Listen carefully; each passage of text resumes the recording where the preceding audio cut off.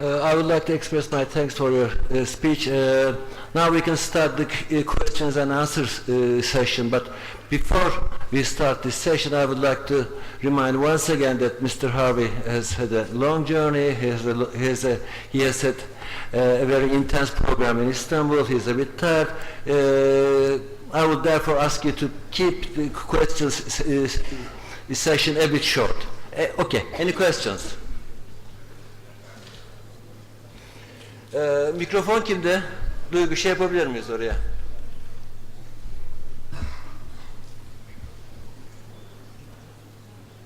Hey there. Two questions. The first one is that, okay, let's say given that urban struggles can produce alternative spaces, how to escape then their eventual reabsorption by the dominant praxis? First question. And the second one, within the discussion of the anti-capitalist movement, how to stop the production of surplus value? I mean, do we share the surplus value that is produced, or do we just eliminate it? In other words, how do we regulate the production and organization of commons? Would you like to answer each question one by one, or let's take a few. Okay.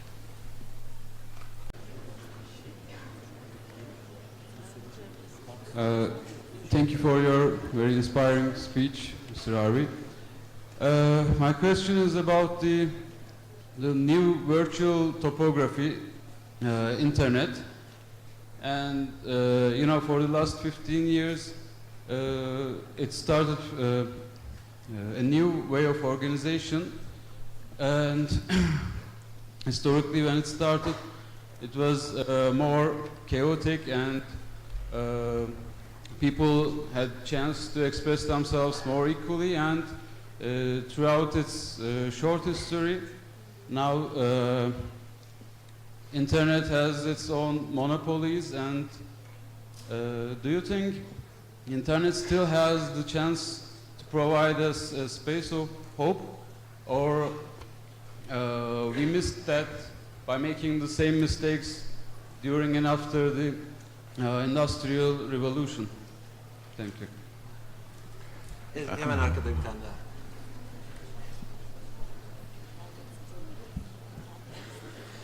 daha. I have just one question about the scale problem of social theory. When we talked about class struggles or urban struggles in the city, we said that they were also anti-capitalistic and revolutionary by their nature. But also the city, however it provides us the revolutionary classes we need, becomes a trap because of its scale. The first place we are encountering with brute force of the state is the city, and it also becomes an isolated unit of revolution. And as I know, there are much more revolutions that can spread beyond city scale. So is this a fault in the social theory about, or is it just because we didn't think about state in scale? Bir başka soru. Çok arkada bir soru var. Duygu, rica edeceğim. Arkalarda bir el kalktı. Bir kere daha kaldırabilirsiniz elinizi. Evet. Tamam.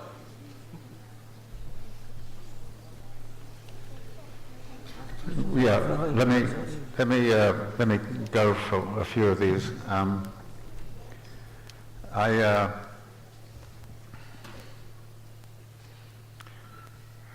One of the things that's certainly true is that I spent a lot of time trying to sort out how to bring Marx's theory of capital and his political economy, how to bring that to bear on the urban question.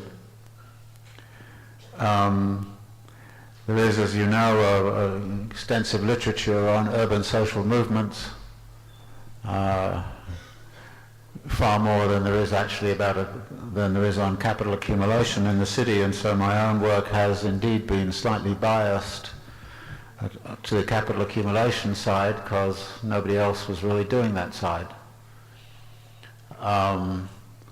That doesn't mean that when we're dealing with specific instances that I don't go into the question of social movements, the forms of struggle, as I did, for example, in Second Empire Paris and the Paris Commune. But as everybody, I think, is indicating by some of the other questions, urban social movements are, by definition, in themselves highly fragmented and specific. There is nearly always sort of a serious problem of how to bring these movements together around some broader project, which is one of the reasons why it was interesting that some of the social movements in various parts of the world have chosen the right to the city kind of theme as a way of trying to create alliances. Having done so, of course, immediately the World Urban Forum tried to co-opt the whole notion of the right to the city and turn it away from radical path to a kind of soft social democratic kind of program, which was compatible with the non-governmental organizations. So I would clearly understand very well, you know, having worked with social movements at various times, like the living wage campaign we had in Baltimore, that it's not always easy to bring these many movements together around the idea that they are part of a class configuration. So I would not place that I wouldn't want to diminish the difficulty of doing that. But the point I would make here is that there are enough examples where all of those differences are overcome. I've mentioned the case of El Alto. The organization in El Alto is very complex. It involves some geographical forms, some sectoral forms, some political forms, a lot of which are competing with each other in rather a confused kind of way. There are assembly structures, but there are also hierarchical structures. And that in itself was sufficient to create an environment in which a mass movement could operate across a great deal of diversity and without actually pretending that everybody was homogeneous and everybody had to be the same. And there are enough, I think, successful examples of that sort of thing for me to have considerable hope that a movement can move from, say, just simply occupying a small space, either in a political or even a geographical sense, and staying there until, as somebody mentioned, being reabsorbed into the dominant praxis. The difficulty that all of the occupied factories in Argentina face is the problem of being reabsorbed into the dominant praxis, either directly or indirectly by actually workers being pushed by competition and by relations with merchant capital and finance to act like a capitalist firm and engage in very high levels of self-exploitation, which Marx clearly recognized as one of the problems which came with worker control. Worker control will only work in a broader sense if you start to get hold of how the credit system is organized and how the retail merchant structure is organized. This is theoretically what you learn from Volume 2 of Capital, and is the practical lesson which comes from the longest lasting worker cooperative that I know of, which is Mondragon, which is in Spain, which is expanded, now has 200 enterprises, and part of its reason of success is it has its own credit institutions and its own retail outlets, so that it can start to build in a certain way. But the key thing about Mondragon was that until recently, the biggest difference in remuneration that was allowable within a Mondragon enterprise was 3-to-1, which compares with a typical American corporation where the distance between what the top CEO earns and the median wage of a worker is something like 600-to-1 or 500-to-1. We would all be living in a very different world if everything was organized along Mondragon lines. The question of scale, I think, is very important. Marx and Engels actually, in the Communist Manifesto, in effect, looked at it in the following way. They said there's the individual worker who is alienated by conditions of work and conditions of living. That individual worker, in their model, meets other workers, and in the case of the Communist Manifesto, they meet together in the factory, and they recognize the commonality of their alienation and the commonality of their problem. They then recognize that there are other factory workers or other workers in other places who have similar experiences, so you start to build an alliance from one factory to another within a region or a metropolitan area or whatever. And then metropolitan regions come together at the level of the nation state, and at the end of the day, of course, workers of the world unite. So in effect, Marx and Engels were talking about the way in which the experience of alienation jumps scales, and as it jumps scales, so it takes on a different political meaning and a different coloration. What has happened since is that people have not looked at that as a dialectical movement in which the top of the scale, the proletarian party or whatever, and the alienated worker have to be consistent with each other, concomitant with each other. In other words, unless you have a politics at the international level and the national level which actually speaks meaningfully to the conditions of life and the conditions of alienation of the individual worker, you're not going to go very far. The socialist movement will be hollowed out, and you'll be left with a bureaucratic organization which in the end will crumble. And there are many people who argue that that, of course, is what happened to the Soviet Union. The scale problem is not impossible to deal with. But it takes very clear recognition that what works at one scale does not work at another scale. There's a great emphasis right now in many of the urban social movements, I know, of small scale, because the small scale can be very democratic, it can be horizontally organized, and it will not tolerate, if you like, kind of any hierarchical structure. So there's a lot of anti-hierarchical feeling in many of the social movements. And that anti-hierarchical feeling also carries over to the notion that the state is not something that we need to grapple with. But then there's a certain incoherence about the way in which some of the left are approaching the question of the state. Most recent book by Hart and Negri on Commonwealth. They smash the state on page 285, and then on page 310 they insist that the state provide a guaranteed minimum income and universal health care to everybody. At which point you turn around and you say, well, you just smashed the state. How can the state provide something after it's just been smashed?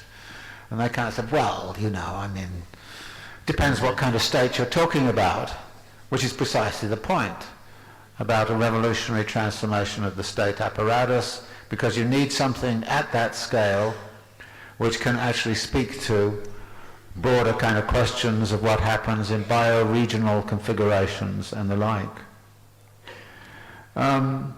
The question of the internet, you know, the social media, my view of it is that for most American students it's what we call a weapon of mass distraction.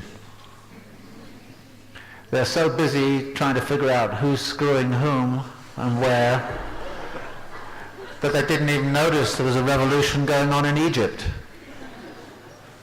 So yes, it has possibilities, it really does, but at the same time it has a lot of negatives to it. And I think it's, you know, and there's another thing which is that there's sometimes associated with it, it seems like it exists in the ether, but of course the other thing about the internet is there's a tremendous material production process that lies behind it.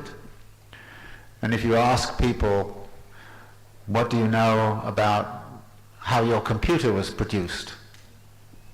What do you know about the conditions of life of the people who are doing that? I was in a factory in China with my 15-year-old daughter at the time, and she suddenly noticed the front of the assembly line were very, very young girls. So she turns to the manager and says, why are all the young girls at the front of the line? He says, because they need good eyesight. And when their eyesight goes, we take them to the back of the line. An appalling statement. But brutal, but true. But your computer rests on things like that. And we have to understand that and do something about it. Okay, so I'm going to leave it there. Get some more questions, I think. Yes, I have a question.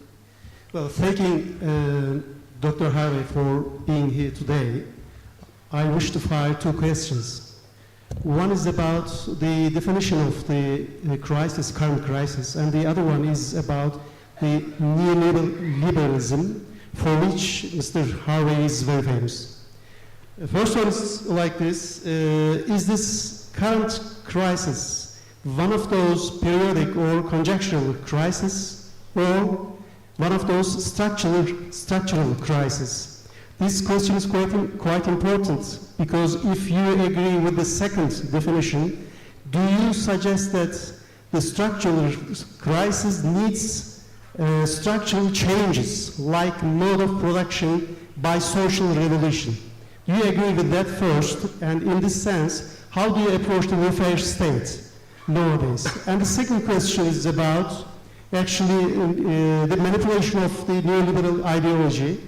Do you agree that neoliberalism manipulates the social and natural disasters in terms of constructions and the making new houses, especially considering the new project of the Turkish government of 14 million new houses to be built? How do you approach this? Thank you. Arkada iki tane soru var. Oraya rica edeceğim. Biraz uzak olacak ama evet.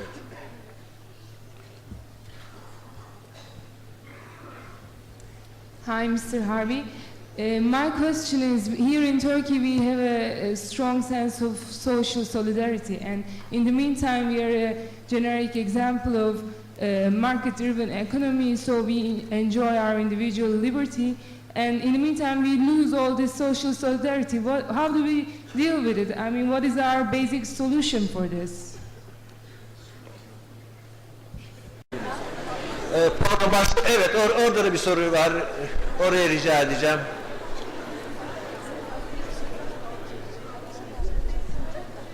Ayağa kalkmanızı rica edebilir miyim? Teşekkürler. Thank you for insightful ideas. I wonder what kind of organizational structure suggests us to organize living area instead of factories or production areas, because he offered us that we should organize the living areas where we live. So are there any special suggestions for organizational kind, party, associations, syndicate, or any new model to the organizational structure?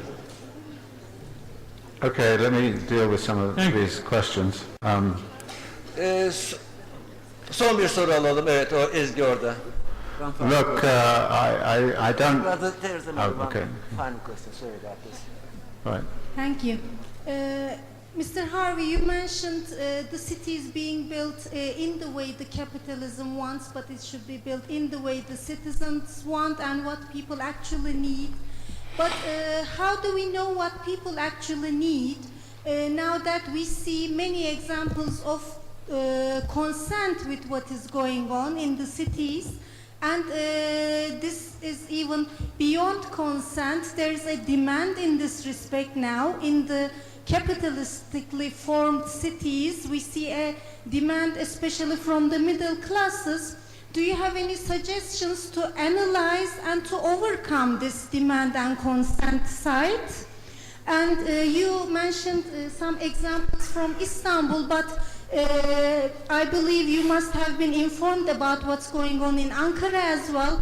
What do you think about the recent urban developments in Ankara? Thank you very much. Orada bir soru daha vardı galiba. Son soru olarak onu alalım. Orada bir... Evet. İsterseniz bu son soru olsun. Çok teşekkür ediyorum. Beyond terrorism, I want to ask a question, speculative question. How did you find the university and Middle East Technical University? What's that? And what do you think? What is the role? What is the political role of the universities and the academy within your world's urban network? Okay. Yes. Yep. By and large, I have no solutions.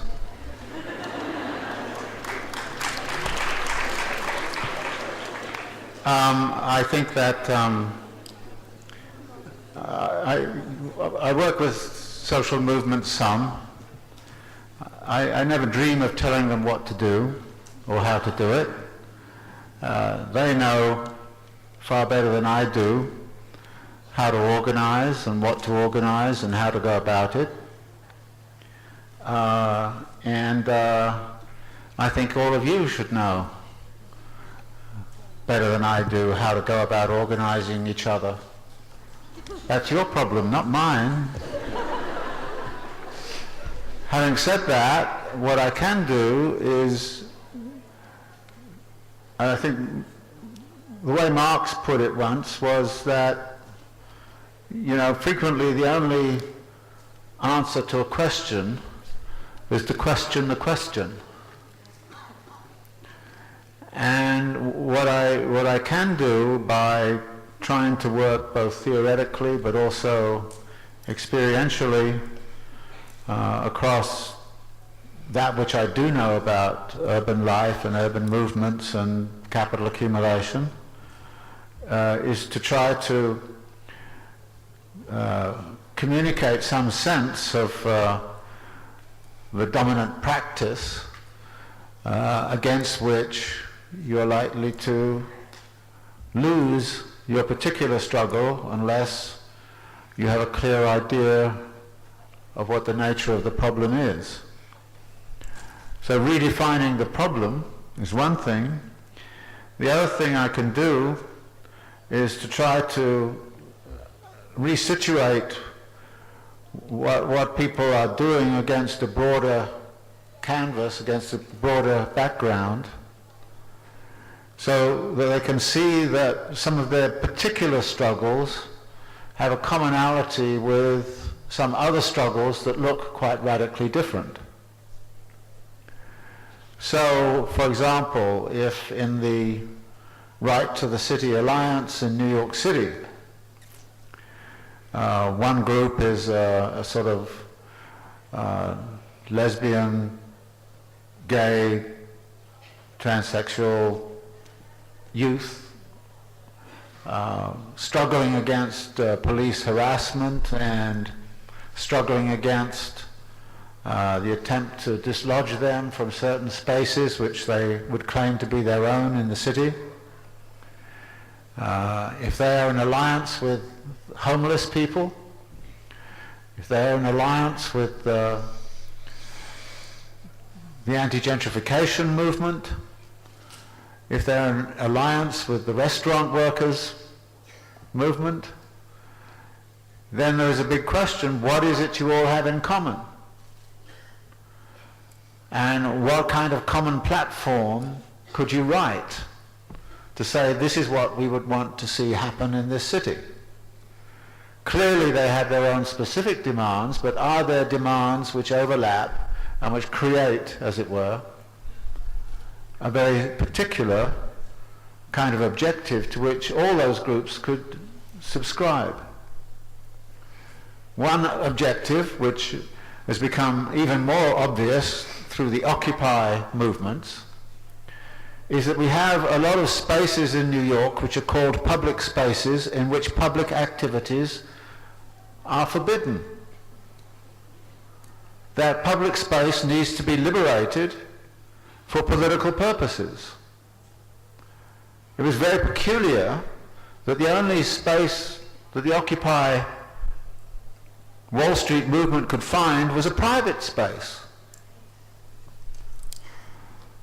And in London, Paternoster Square, which is supposed to be a public space, is actually private. So they had to go camp out on the steps of St. Paul's. There is no public space in the city that is not so highly regulated and surveyed and all the rest of it, where you can go have a political meeting if you feel like it. Since when, in an urban democracy, so-called urban democracy, does it depend on the whim of a mayor or an administrator or a police chief as to whether you can hold a meeting or not? If we want to democratize the city, then we have to say there should be spaces where these things can go on. And one of the things that came out of the Occupy movement is a free university, in which people go and give lessons in the public parks. Well, so far, it's not been too harassment because the classes aren't that big. But if the classes get big, they will be closed down. That should not happen. So one of the platforms which the Right to the City movement put in was the liberation of public spaces for public activities. Okay. Now that's the kind of thing that comes out of mutual discussion, and it's the sort of thing that my colleague Peter Marcuse talks to them about and says, you know, this is what you should be thinking about.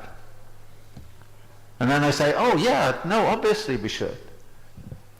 So those are the kinds of things you can start to do.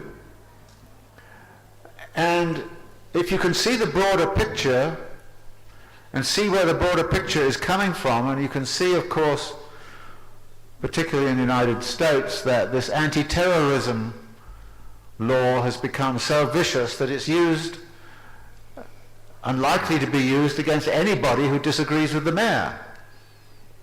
I mean, it's getting very, very repressive.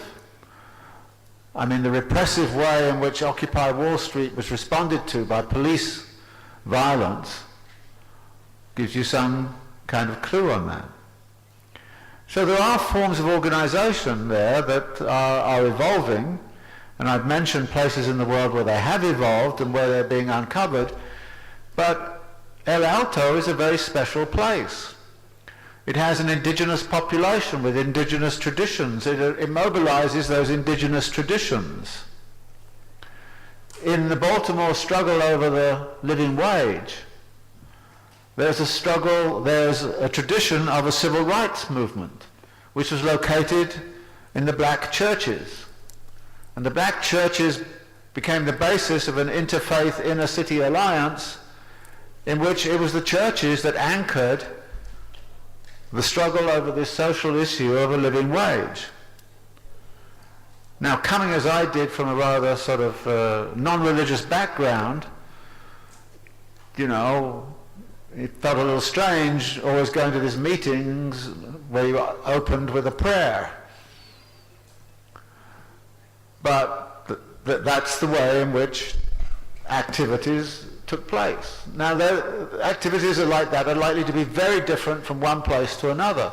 So if I give some sort of standard organizational form, that is completely the wrong thing to do.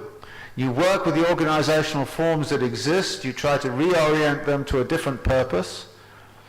So the Interfaith Alliance in Baltimore, instead of trying to stop gay rights, actually starts to work on the living wage. This is the sort of thing that we start to see. Now, there's a question of is this a structural crisis? I'm going to give the usual two-handed answer, yes and no. Yes, it's a structural crisis. I think we are in a deep difficulty right now. It is not yet registered as a structural crisis, precisely because one half of the world is growing quite merrily, including here in Turkey, and the other half is stuck in depression. The half that is stuck in depression is largely stuck in depression for political reasons, not for economic reasons. And the political reasons are that a decision has been made and was basic to what neoliberalism was about, which is when a crisis hits, you bail out the banks and make the people pay. That was what was done to Mexico in 1982. That is what is done in every International Monetary Fund structural adjustment program. You bail out the financial institutions and you make the people pay. What happened in the United States? We bailed out the financial institutions and now the people are being made to pay. That is what is going on in Europe. And guess who benefits from bailing out the financial institutions? The top 1%.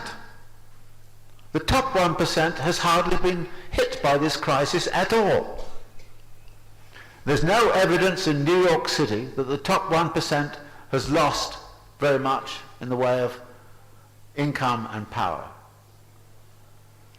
And it already exists in a state of enormous inequality. The top 1% in 2008, last year we have income tax returns, earned on average $3.57 million each. That's what they earned every year, 3.57. Some of the major hedge fund managers received $3 billion each. I should be careful about telling you that because then you'll suddenly get ambitions to be a hedge fund. Meanwhile, 50% of the population of New York City is trying to live on less than $30,000 a year. In a city where property prices are way up high, where cost of living is very high. They are the people who actually service the city. They're the people I'm talking about when I say it is their right to the city that counts, not the right of the 1%. And they're not middle class. Yes, indeed, there are some people in the upper middle class who believe they can escape from all of these problems by living in a gated community, isolating themselves. A gated community preferably with a golf course and a few things like that. Yes, of course. They will say they need more because they need more to get a better golf course.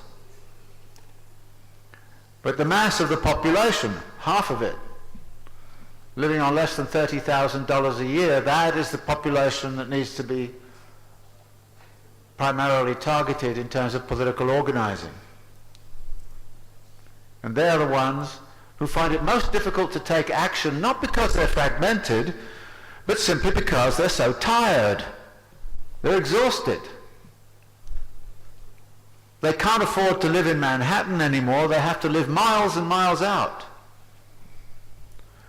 If you get on a subway from miles and miles out at 6 o'clock in the morning, it will be packed, mainly with women of color who are going into the city to wake it up. And they're the people living on $30,000 a year or less. Their incomes are extremely low. So this is, if you like, the continuation of neoliberalism. This is not the end of neoliberalism. This is the practice of neoliberalism, which is going, if you like, into an endgame mode. That pretty soon they'll have the whole damn planet. And actually the number of billionaires in the world has increased markedly during this crisis period. In India, for example, there were 25 billionaires about 5 years ago. There are now, last count, 69. In China, billionaires are erupting all over the place. The number of billionaires in Russia, billionaires in Brazil. There are more billionaires in Mexico, a very poor country from mass of the population, than there are in Saudi Arabia. The richest man in the world now is Carlos Slim, Mexican. Even richer than Bill Gates. So, you know, that's neoliberalism. That's what neoliberalism was about all along. It was about redistributing incomes and wealth to the rich. And that income and wealth is now buying political influence and power to make absolutely sure that Obama does not get re-elected, to make absolutely sure that the Occupy Wall Street is crushed by police force as fast as possible, to make absolutely sure that Congress, as Mark Twain long ago said of it, is the best Congress that big money can buy. This is the world which is coming about. And it's unstable. So at a certain point, the structural conditions of income inequality are reaching a point where they are absolutely impossible to bear. There is a hegemonic shift occurring in global wealth and power away from North America and to some degree Europe to the Far East. So there are major shifts occurring. And they are structural shifts, but we're not yet seeing this as a structural crisis. If the Chinese boom comes to an end, and there is a clear danger that that will happen, if it comes to an end, Latin America will be in deep dirt. Europe will not be able to do anything. You can see its hands are tied. The United States will not be able to do much. And it will be a global depression. And in the conditions of a global depression, all sorts of major changes occur. And major changes, particularly in terms of social movements, usually take a delay. Just to cite the United States, the property market crash occurred in 1928. The stock market crash in 1929. It was not until 1934 and 1935 that you started to see a huge social movement emerging which said, we cannot take this anymore, this system does not work, it's irrational, we want to change this system. In the United States at that time, even the Communist Party had considerable power. At the United States at that time, there were encampments like Occupy on the Washington Mall, the unemployed encampments, and the social situation was dire, and the social movements began to be very strong. If this crisis does not get resolved very soon, we're likely to see movements of that kind, and you're already, I think, beginning to see it. The election in Greece, I think, is symbolic of that. if this new party comes to power, it will be finally because people realize you cannot hope to actually rescue this system with the same politics as usual. It needs something radically different. And we are beginning to see signs of that occurring in other areas of Southern Europe. We're seeing signs of that in other parts of the world. In Chile, there is a major movement. The students' movement in Chile, a major movement. Now, in all of this, somebody asked me a question about universities. In all of this, the big problem we have in universities is that they have in effect been occupied more and more and more by a neoliberal ethic or a corporate, technocratic, managerial kind of programmatic structure. The ability of most of academia to really engage with alternative ideas is now very limited. I mean, you can't even teach Keynes in most economics departments in the United States at a time when Keynes might actually be relevant. All you can do is teach the kind of orthodoxy. And that's going on all over the place. And besides, universities are being privatized. State universities in the United States now cannot actually survive on public funding. More and more you have to go to big corporations to try to get donations, and the big corporations say, we'll give you the money provided you teach what we want.